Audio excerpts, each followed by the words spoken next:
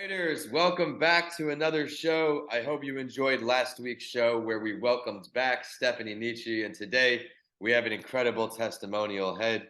One of the most humbling parts of my journey with these shows is having incredible individuals reach out. And today, not only do we have a two-time best-selling author joining the show, but a world record holder holding 31 national titles. So congratulations on your success.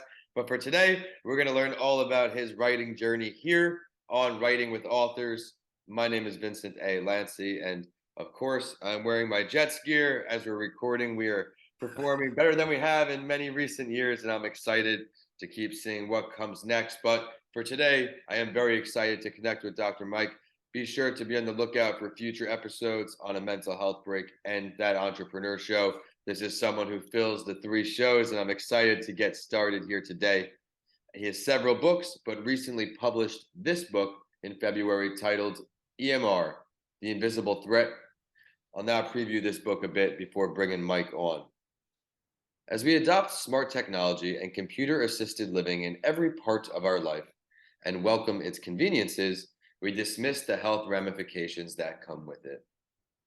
A large body of science clearly shows the exposure to exponentially increasing electromagnetic radiation, EMR, causing harm to our body and is a causative and/or contributing factor to many diseases, including cancer.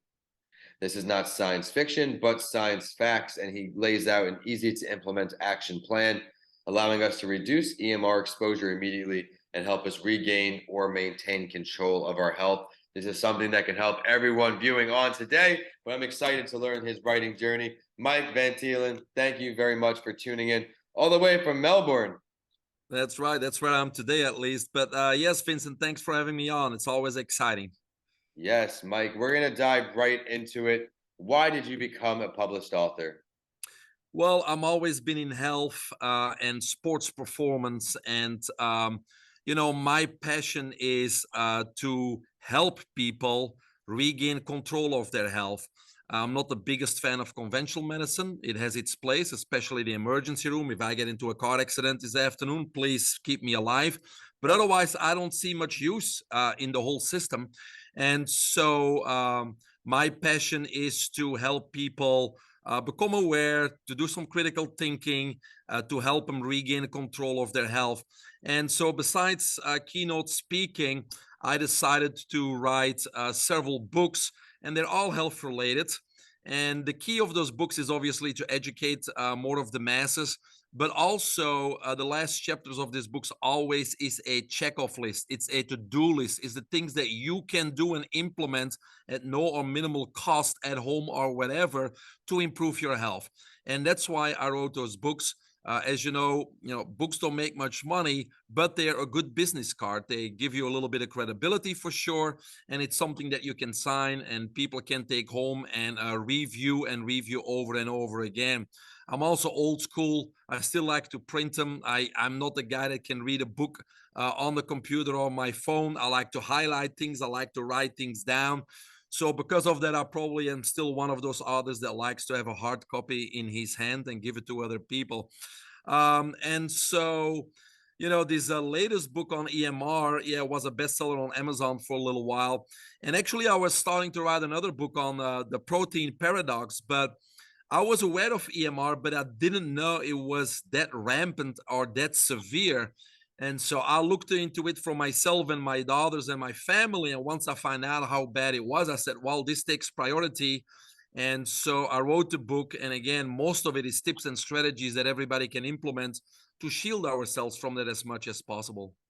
I love it. You're filling a need, but you're also educating the masses. As you said, it's something that I think we all could use a little more information on. You're well-rounded, as you mentioned. This isn't your first book, and you have one more on the way. That's You have right. a lot to offer our audience here, Mike. What are some pieces of advice you can offer everyone tuning in to help improve their writing journey, maybe get past writer's block, anything that helps you succeed? From a writing point of view, well, my first experience wasn't a good one because I contracted with a company and it was just a nightmare for me. That's my personal experiences, especially with the editors going back and forth. And, I told them to edit this thing, and then it shifted all the pages, and so it was a ending back and forth with the editor, and it was just a bad experience. So my following 6-7 books, I just published myself. I'm in control 100% doing that. I don't feel like if I need to update a book, I don't need to go to the publisher and ask for a second edition. I just go into my Word file, edit chapter, change things, and re-upload it, and the next person that buys my book has the newest version. So I like the things like KDP, Amazon, and those types of things. You're 100% in control. It doesn't have to cost money. Number one, they don't print, as you guys know, they don't print the books. It's only when somebody buys them, they probably print it overnight and then ship it out. So you don't have to have this inventory of books. And as an author, you can get them pretty cheap. So obviously I have many copies of my books. And so you could make some much better retail profit on them than any publisher will give you, a few cents here and there because you wrote a book. So, but for me, it's all about education. Most of the books I give away anyways.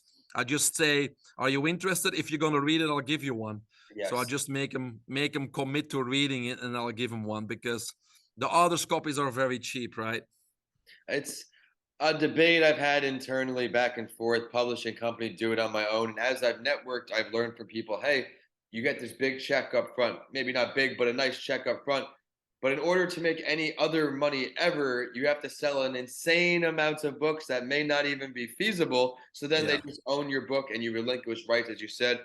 As someone who has published 4 on my own as well, it is nice to have that control. You never know where the yeah, future is going to take you. And if you want to make a quick edit, as he said, it is as simple. Once you have it formatted, of course, you get your formatting done.